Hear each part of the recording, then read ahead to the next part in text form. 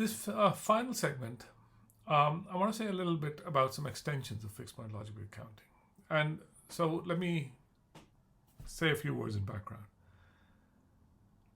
I had, in the very first lecture, motivated fixed point logic with counting.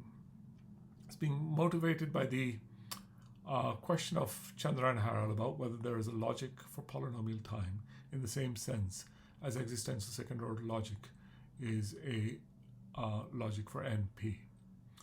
Fixed point logic with counting was proposed in that context, and it was shown not to be a logic for polynomial time. As we've seen, there are polynomial time properties not expressible in it. But it turns out to be a very useful, powerful, natural class within P in itself, which, as we have seen in this course of lectures, is well worthy of study. But the question of whether we can extend it to get a logic for all of polynomial time remains. Is it possible to characterize polynomial time, in particular this sort of in an abstract way, which works on abstract structures? And I wanted to say something a little bit about the proposals for more powerful logics which sit between FPC and polynomial time. The first one is based on choiceless polynomial time. It's a class of problems defined by Blas, Gurevich, and Shelah. It's not really, well, it does have characterizations in terms of logic, but its basic characterization is a machine model which can be understood as an extension of the relational machines we've seen. The base model of choiceless polynomial time is an extension of the relational machines without counting. The way I introduced relational machines, they had a counting mechanism, but you can define a version without counting, which is very much like fixed point logic without counting. And the Gurevich abstract state machines, which are an extension of those, extend relational machines with the ability to have not just relational stores, as we had in our relational machines, but registers in which you can put higher order objects. Higher order objects means sets. Well, relations are sets of tuples, but you can have sets of tuples and sets of sets, etc. Now, if you restrict these machines to polynomial time and space restriction, where you get something which is strictly more powerful than fixed point logic, but still cannot express counting properties, so you add counting as well. And now you get something that incorporates all of fixed point with counting and more.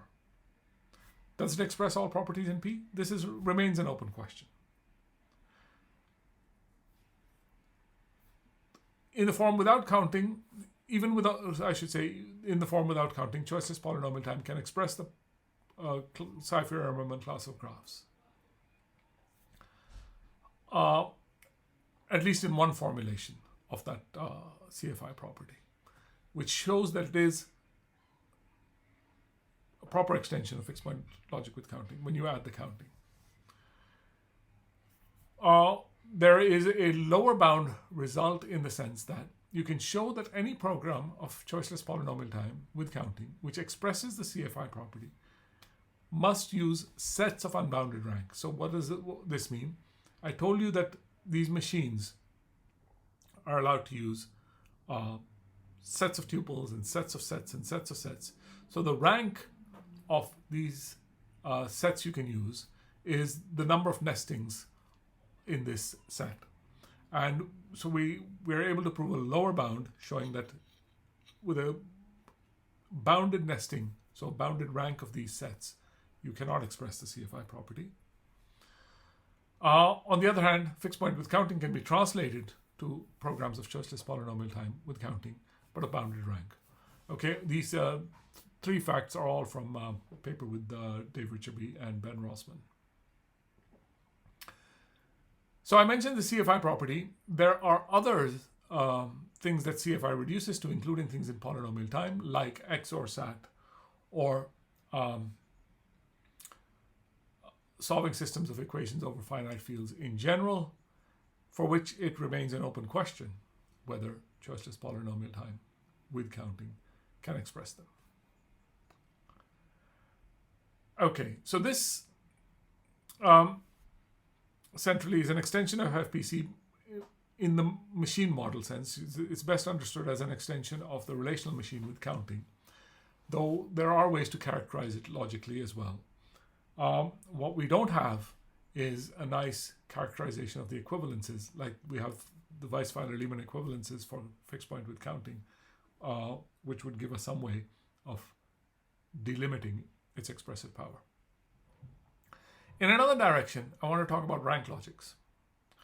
So one of the things that fixed point logic with counting cannot do is express the solvability of linear equations over finite fields. I've mentioned this a couple of times. XOR SAT can be seen as a special case of this. That's really, as we've seen, systems of equations over the two-element field. So one proposal was to equip the logic really with the ability to express this problem is a fixed point logic with matrix rank operators. We call this FP rank, fixed point logic with rank. So what are matrix rank operators? Basically, we can construct terms of this form. Here, this is the operator. Pi and eta are numeric terms. So just like in fixed point with counting, we have terms which can denote numbers. And the term eta has free variables x, y, which are bound by this rank operator. So x and y are k-tuples of variables, right? X, y, k-tuples. So this rank operator binds these variables in a term and gives us another term. What does it denote? Interpreted in a structure A, this term denotes the rank of the matrix, the AK by AK matrix M, given by this condition. So let me explain this. So think, as I said, x and y are k-tuples. We think of the matrix whose rows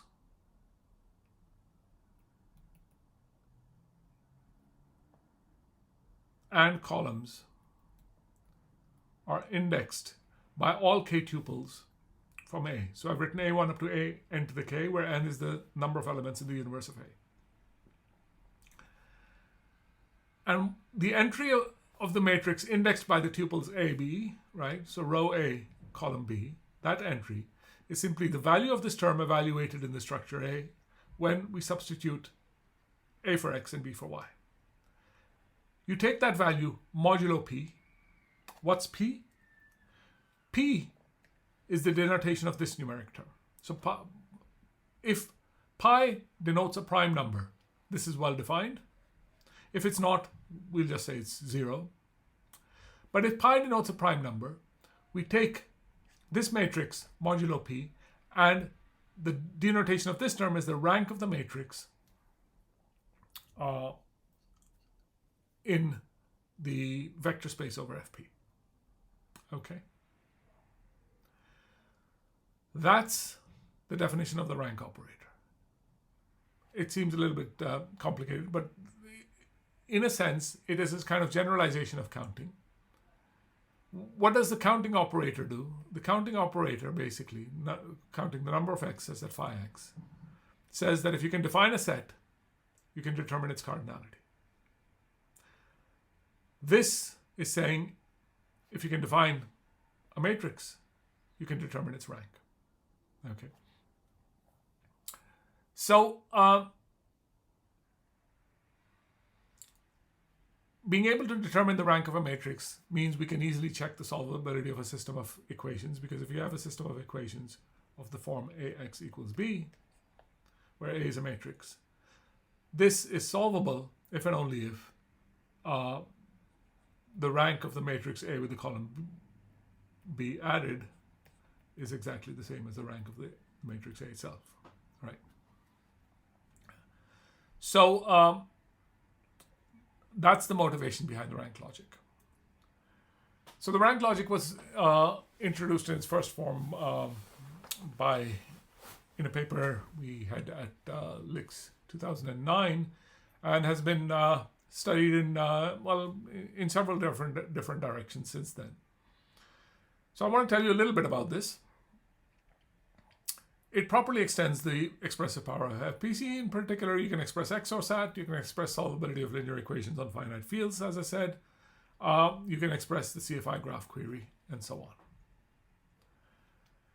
Now, we can analyze fixed point with rank in ways similar to fixed point with counting. Right? In that sense, it's much more like fixed point with counting than choiceless polynomial time, which is more defined by a machine model. In particular, for instance, we can define an extension of first-order logic with matrix rank quantifiers, just like we defined an extension of first-order logic with counting quantifiers. Limit this extension to k variables to get a logic I denote R superscript k, and this gives us a corresponding equivalence relation, just like we did with ck. And then you can show, by unfolding fixed points, as before, that every formula of fixed point with rank, for every formula of fixed point with rank, I should say, there is a constant k, so that the class of structures defined by this formula is invariant under the RK equivalence relation.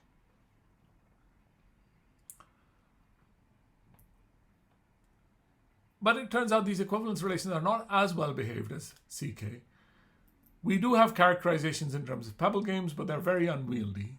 And in particular, one of the features of CK was we could think of these as polynomial time decidable approximations of the isomorphism relation. In the case of RK, even for fixed k, we don't know that the relation is polynomial time decidable. So it's hard, I mean, it does approximate isomorphism in the sense that as you increase k, you get closer to the isomorphism relation, but they're not, they can't be seen as tractable approximations in any reasonable sense. This led us to look at better behaved equivalence relations and more robust ones, which are in fact refinements of this. So surprisingly enough, you can refine this further. And by refine, I mean get an equivalence relation which is in some sense closer to isomorphism, but is more tractable, better behaved, and more robust. And these are what we call the invertible map equivalences. So again, we have a sequence of equivalences indexed by k. They're called invertible map equivalences. I won't get into the details of where this name comes from because the definition is a bit complicated. But inherently the idea is that they correspond to equivalence in a k-variable fragment of an extension of first-order logic, not just with rank operators, but all linear algebraic operators.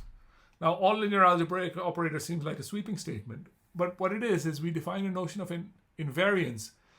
When is an operator, generalized quantifier, invariant under linear algebraic transformations? And you take all such quantifiers and in some sense add them to the logic and look at the k-variable fragment. That's what this equivalence relation corresponds to. It corresponds to equivalence in that logic. And it turns out that still this fine equivalence relation is decidable in our time, and this should be n to the big O of k, right?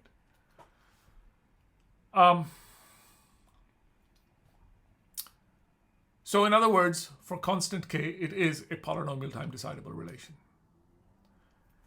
And moreover, these equivalence relations have a nice clean characterization in terms of pebble games.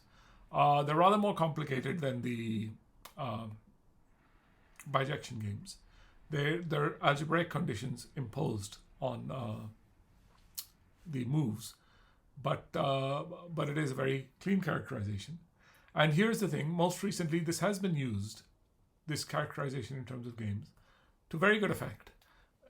In a recent result in this year's Licks by Moritz Lichter, who showed that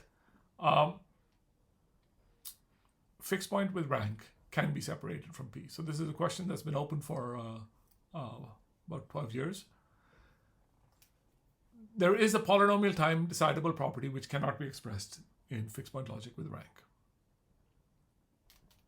The separating example is once again systems of equations, but not over a finite field in this case, but over finite rings.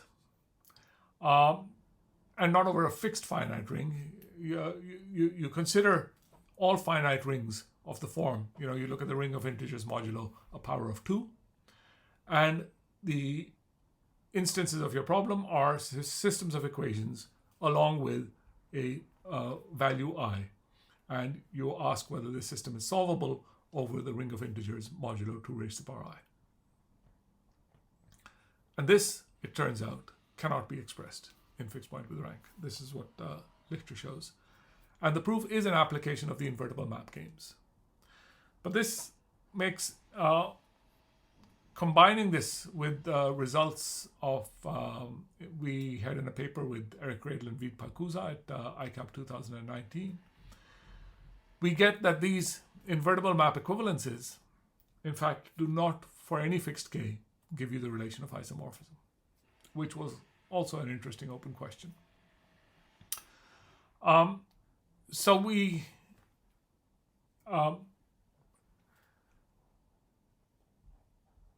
this remains an interesting notion, an interesting family of symmetries in between the Weisweiler-Liebman symmetries and isomorphism. And it's, I think, an interesting route to explore exactly what kinds of algorithms and problems are invariant under these symmetries. It's a sort of much richer class than the Weisweiler-Liebman equivalences.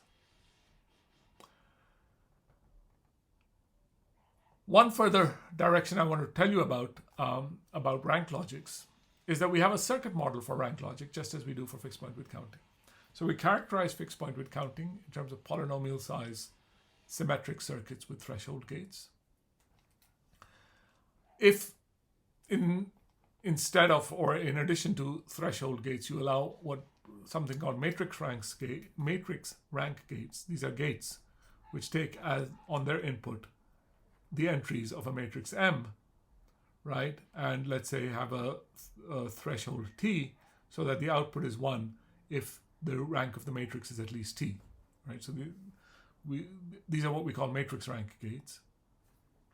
They're sort of, again, the obvious generalization from counting in a sense. Counting required threshold gates. Then we get a characterization of a fixed point with rank. This is not completely straightforward because the gates, as I just described these things, have the property that they're not symmetric in the sense that the function computed by the gate itself is not invariant under arbitrary permutations of its inputs, right? Because the matrix structure is important and you can't just permute the entries of a matrix, you have to preserve the row and column structure. Which means that these circuits are not just directed acyclic graphs like most other circuits are. We have to impose additional structure on the circuits to make all this work. And the proof of equivalence with fixed point with rank is again based on a support theorem like we had with fixed point with counting. But this support theorem now has to take account of this extra structure. So there's rather more work to do in here.